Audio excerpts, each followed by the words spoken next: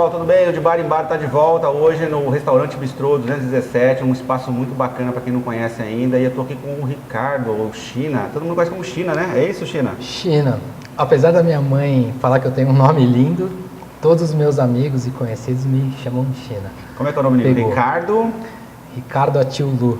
É um nome bem complicado, é quase que um espirro, né? Atil, Lu, e aí eu sou de origem chinesa, por parte de pai é um misto de chinês com italiano, por parte de mãe é mais uma outra misturada toda, mas eu sou conhecido como China e é sempre um grande prazer quando me chamam assim. Legal. O China estava mostrando alguns trabalhos de arquitetura, né? Isso. Então é professor também, é universitário. Mas tem um lado que acho que nem todo mundo conhece, que é o lado do circo. Eu vi que você gosta de artes também, está envolvido. Bom, quem gosta de circo e artes são... Aliás, arquiteto também, né? Todo arquiteto tem esse lado artístico muito forte, né? Natureza. Como é que é conta um pouco disso? Por que dessas outras, dessas paixões além da arquitetura? Na verdade, eu acho que é impossível dissociar uma coisa da outra, Magno, porque a arquitetura, ela de um certo modo, ela tem uma ligação, um laço muito estreito com as artes. Então, o Brasil, que preconiza sempre a questão do modernismo, que foi um tipo de arte já um tanto quanto datada, ela sempre teve esse entrelaçamento entre os artistas, quem pintava, quem fazia música, quem fazia escultura e os arquitetos. Então, Chico Buarque estudou arquitetura, Vinícius de Moraes, idem, e os principais arquitetos no mundo, eles possuem uma vertente artística. Então, Le Corbusier pintava, o Burle Marx, que é um dos paisagistas mais famosos no mundo, pintava e pintava muito bem, tem obras maravilhosas. E eu não sou um cara que pinta, mas eu sou um cara que se pendura. O meu barato é o circo. Gosto muito de trapézio, foi uma paixão que eu descobri já tardia, foi numa oficina aqui na Prefeitura de Suzano. Menos de 10 anos então? Menos de 10 anos. Abriu a oficina através da Secretaria de Cultura e de pronto eu me matriculei, comecei a cursar e até hoje estou. E aí tem um grupo hoje que eu treino que fica na cidade de Bertioga e aí semanalmente nos encontramos e brincamos. Você acredita, então, talvez que quem separa, um pouco disso, né? Quem separa as artes entre um e outro, acho que somos nós, né? Falou uma coisa que eu também concordo um pouco com você, né? Na verdade, é tudo meio que um caldeirão, né? Às vezes, comercialmente, a gente tem que separar. Vamos dizer assim, a gente ganha dinheiro com uma coisa, mas faz outra e uma alimenta a outra. Você acredita nisso? Acredito. Acho até que faz um link com a sua profissão, o fotógrafo. Assim, o fotógrafo tem total relação com arte, porque tem uma sensibilidade ímpar. E a arquitetura é um pouco isso, é a gente treinar um pouco o olhar também. Então eu tenho amigos, por exemplo, que são arquitetos e também são fotógrafos, alguns trabalham com vídeo. Então, de fato, eu acho que uma coisa está sempre relacionada à outra, não tem como. Legal. E essa nova atividade sua aqui no trapézio, no circo, o que você acha que ela acrescentou na sua vida profissional enquanto arquiteto? Você acha que mudou o seu olhar da arquitetura com relação a isso? Muda. Eu acho que tem uma questão, primeiro, de foco, porque, querendo ou não, o ser arquiteto, ele é um ser um tanto quanto disperso, ele tem essa coisa da criatividade, ela também faz com que o arquiteto seja um ser um tanto quanto caótico. Eu me sinto, às vezes, caótico, porque é tanta coisa que vem na cabeça, e aí o trapézio, ele tem um perigo. Né? Você está ali na altura, então você precisa de concentração, você precisa de foco. Então, isso o trapézio trouxe, agregou para mim enquanto arquiteto. E outra coisa é a criatividade. Eu acho que você tem que pensar nos números, os números eles devem entrar em sintonia com uma música, e tem a ver com o cenário, tem a ver com uma história. Então, mais uma vez, a arquitetura está entrelaçada com a arte. E o circo me propicia um pouco mais, talvez, esse refinamento da sensibilidade, de como conectar os outros sentidos, que não só o sentido visual. A arquitetura tem um pouco isso, de ser muito visual. Igual a fotografia, né? Como a fotografia, mas que, na verdade, desperta e mexe com todos os outros sentidos. Sim. Então, eu acho que é isso. Legal, que bacana. Fala um pouquinho, você tem um trabalho, né, no litoral, né? E como é que é quando você está lá embaixo, assim que você falou? Ou aqui em cima, né? Como é que é? Como é que é lá embaixo? Qual é a diferença da lá embaixo aqui em cima, né? Aqui em Bertioga, para quem não conhece, Mogi, Suzano é muito próximo de Bertioga, né? Então a gente costuma usar esse termo. Sim, mesmo. sim. Eu sempre brinco com os amigos e falo, lá embaixo e lá em cima eu tenho um pouco essa atuação diversificada. Eu atuo aqui na Prefeitura de Suzano, eu sou daqui de Mogi das Cruzes, morei em Poá, tive sempre uma relação com Suzano, então eu tenho uma atuação aqui que é no campo institucional. E em Bertioga foi quando eu era estudante universitário, que eu acabei tendo uma oportunidade de trabalho e acabei mudando para lá. E desde então constituí família e montei um escritório lá com os amigos, também de faculdade, e atuo com uma arquitetura residencial. É uma arquitetura mais comercial, a gente atua na cidade de Bertioga, ali, litoral norte, mas ela, basicamente, ela é uma arquitetura residencial, que é muito diferente do meu campo de atuação aqui em cima, que seria em Suzano e Mogi das Cruzes. Como é que seria essa diferença, assim? Pontua pra gente que é leigo, assim. Qual que é a maior diferença, assim, entre o comercial e o público? O institucional, o público. Uhum. Aqui em Suzano eu atuo na Prefeitura de Suzano. Eu sou arquiteto concursado, mas hoje estou como diretor de projetos. E a minha atuação é desenhando projetos e imaginando a cidade do amanhã. Então, tem um trabalho muito interessante que a gente está desenvolvendo hoje na diretoria e dentro da secretaria, que é pensar um pouco o que pode ser a Glicério no futuro, mas como uma cidade caminhável, uma cidade onde o protagonista não seja o automóvel e sejam as pessoas. Afinal de contas, as cidades elas devem ser pensadas para as pessoas. Então, a minha atuação aqui na prefeitura, como arquiteto, é justamente nesse sentido, de pensar o que pode ser melhor para o cidadão Suzano e o que pode ser mais interessante para a nossa cidade. E em Mogi das Cruzes, que também é aqui em cima, eu atuo no campo da academia. Então, me formei na Universidade de Bras Cubas em 2002 e eu já leciono na Faculdade de Arquitetura na disciplina de projeto como orientador de TFG há mais ou menos 10 anos. Então, essas são os meus campos de atuação. Por isso que eu sempre brinco e falo que eu atuo fazendo um monte de coisa. Legal. E como é que é aqui em cima, pensar numa cidade para daqui? Eu estou imaginando que você deve estar pensando numa cidade daqui a 10, 20, 30, 40, 50 anos, é isso? É isso. É um desafio. Pois é. Muito grande, Magno. São chamados de louco a todo momento, provavelmente? Sim. Porque a expectativa natural das pessoas é uma cidade prazerosa, segura, bonita para agora. Sim, imediatista, né? Imediatista. Nós somos. Isso é o natural do ser. Mas no urbanismo, os tempos são mais longos. Sim. Porque a gente precisa planejar para depois conseguir verba, para depois executar. E mesmo quando se executa, nem sempre as ações elas são benquistas. Então, eu sempre gosto de brincar e falo para os alunos, né? São Paulo, quando fez um monte de ciclovia, as pessoas não gostavam, talvez até hoje. Sim. Mas aconteceu... Polêmico, né? Muito polêmico. E talvez seja a mesma coisa... Mas eu acho necessário. Sim, muito necessário. Mas em Amsterdã era assim também. Então, eu vou falar de... Eu vi uma matéria sobre isso. Eles pensaram isso há 50 anos atrás, não é isso? 60 Mais ou menos isso. Não, e ninguém gostava. Pois é. E hoje, talvez seja a cidade onde você tem o maior contingente de ciclistas, né? A bicicleta como uma modalidade de transporte ali implantada, que funciona, que as pessoas de fato adotaram. Então, por isso que é muito difícil trabalhar nesse campo da cidade, no campo do urbanismo. Mas é algo muito prazeroso. Você poder imaginar uma cidade melhor para as pessoas é uma das funções sociais do arquiteto. Bacana. Bom, a gente está aqui com o China, né? E a gente está falando um pouquinho de políticas públicas, de pensar a cidade de Suzano, ou a nossa região, para daqui a 5, 10, 20 anos, né? Sim. E assim, tirando aquela parte que isso é feito uma construção coletiva, tirando essa questão coletiva, o que você, China, vê, como é que você enxerga uma cidade daqui a 20 anos com Suzano, por exemplo?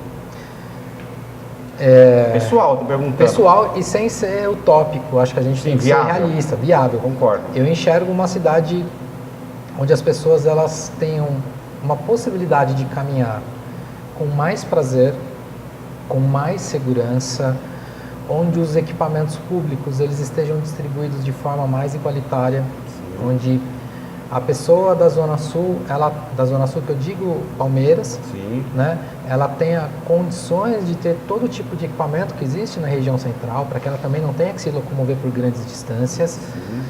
E a mesma coisa com o setor norte da cidade. E vejo que é extremamente importante que os equipamentos públicos eles tenham muita qualidade. E aí eu tomo como exemplo, se me permite, Medellín, na Colômbia. Geralmente nós temos uma falsa impressão de que pela história do narcotráfico, sim, Medellín é um território arrasado. Verdade. E hoje é um dos territórios, urbanisticamente falando, e a arquitetura em si, de extremo valor.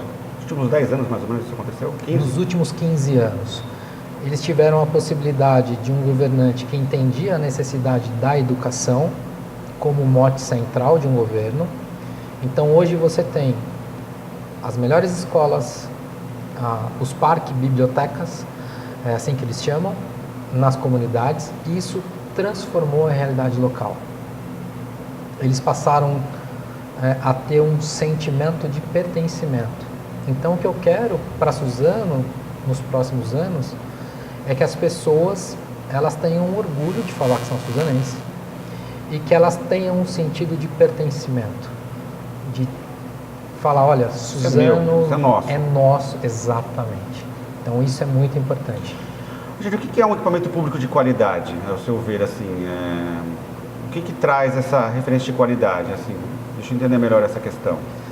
A gente, por muito tempo no Brasil, a arquitetura pública, isso eu digo quando não é aquela arquitetura que não é o exemplo de Brasília, que é uma arquitetura com muita qualidade, e é uma arquitetura promovida pelo Estado, no caso, um ente federal. Verdade. Mas nos municípios, acostumou-se a fazer obras sem qualidade e com um desenho arquitetônico muito pobre. Então as escolas... Feio, você quer dizer feio? Feio, sim. E não prático, vamos dizer assim? Muito grosseiro. Prático. Eu gosto muito de usar um exemplo com os alunos, de algo que passou comigo. Então, eu gosto de conversar com as pessoas que estão ali na linha de frente. Então, se eu vou projetar uma UBS, um equipamento de saúde, eu vou conversar com o enfermeiro, vou conversar com o médico, enfim, eu quero entender as necessidades. Perfeito. E eu fui uma vez conversar com uma diretora para falar sobre educação, afinal de contas eu também sou professor, e entender as necessidades para projetar uma escola que fosse mais atraente. Porque eu percebo que as crianças não se sentem motivadas a frequentar uma escola. É verdade. E aí ela falou assim para mim, não, a escola tem que ser muito legal, tem que ter isso, tem que ter aquilo, mas olha, a escola ela tem que ser muito durável. Então, tem que ser tudo, não pode quebrar, olha, tem que ter grade aqui, tem que ter grade ali, tem que ter grade aqui. Aí, no final da conversa, eu olhei para ela e falei assim, então, estimada diretora, esse tipo de projeto, na verdade, é para um centro de detenção. Mais ou menos. Não é para uma escola. Né? Então, eu acho que os equipamentos, eles têm que, primeiro, demonstrar para o cidadão que o dinheiro dele está sendo bem investido. Com uma arquitetura com muita qualidade, com bons materiais, com uma boa obra. E segundo, eu acho que o equipamento ele tem que dialogar com o meio urbano. Então, um exemplo de um edifício que a gente fez aqui muito próximo, que é a Nova Câmara, que é projeto de autoria minha, do Elvis Vieira e da Fernanda Cano, a gente entende que esse espaço é um espaço de democracia. Então, os gabinetes foram desenhados, todos virados para uma praça, onde as pessoas pudessem circular e ver os vereadores. A sala principal de reunião, ao contrário do que era a última sala de reunião dos vereadores, que era um habitáculo de concreto, a gente projetou uma caixa de vidro, que é para as pessoas verem eles se reunindo. Não fechado, aberto. Não fechado, aberto, porque a política tem que ser transparente. Sim. Então, eu tive um questionamento há um tempo atrás de um conhecido que ele perguntou, mas por que o espelho d'água sobre as lajes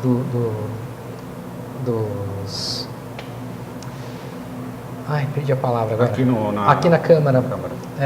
Os gabinetes dos vereadores. Eu não fui na Câmara, você acredita? Eu vou lá. A gente pode fazer uma visita junto, será um prazer. Legal. Dos gabinetes, mas por que colocar água, um espelho d'água? Mas tem uma questão de diálogo, porque o pavimento intermediário ele foi pensado como um espaço de exposição, onde pudéssemos trazer a arte. Além de exposição daqueles que foram os presidentes da Câmara, é um espaço mais híbrido, que podem acontecer diversas coisas. E seria muito interessante que a pessoa, estando nesse piso, não visse telhado, e sim uma lâmina d'água que fosse compor e aí constituir um desenho junto com o céu, com o desenho da cidade, etc. Não, mas então, enfim, aí o acesso da Câmara, a gente não coloca gradil porque a gente acha que não precisa ter. O equipamento público ele tem que ser aberto para a cidade. As pessoas têm que entender que aquilo é delas. E elas devem cuidar também. Eu estou imaginando ou vendo que você visualiza uma cidade com menos carros.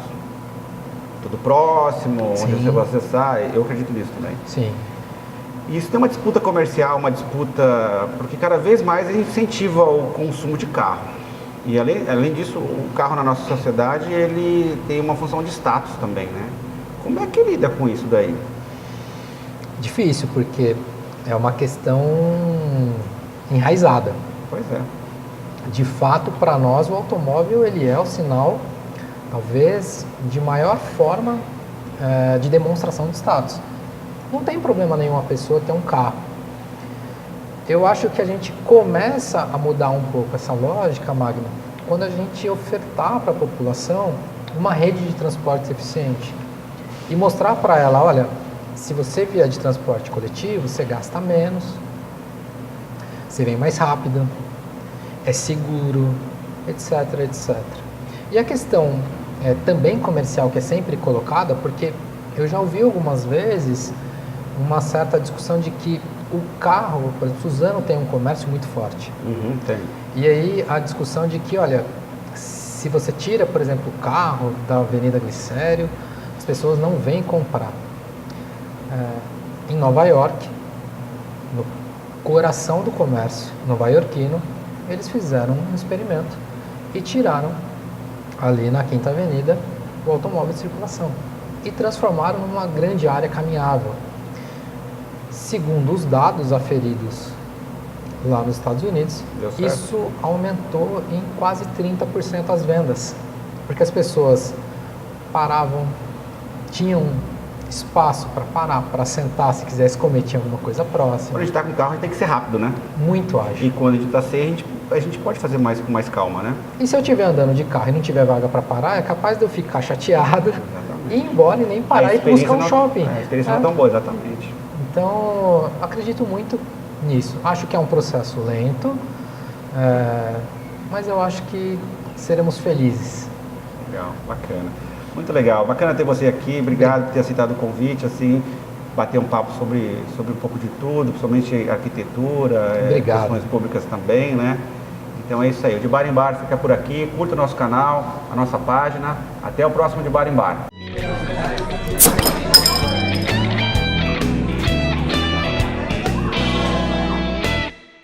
Isso é difícil de mudar, hein, cara? Isso daí. Muito difícil. Porque envolve dinheiro, mas eu acho que vai chegar uma hora que a gente vai ser obrigado, vai chegar uma hora que a gente vai ser obrigado a... Porque não tem onde mais colocar carro já. Uma cidade como Suzano, por exemplo, eu vou descer, eu tô no Alto da Glicério aqui, às vezes, às 6 horas.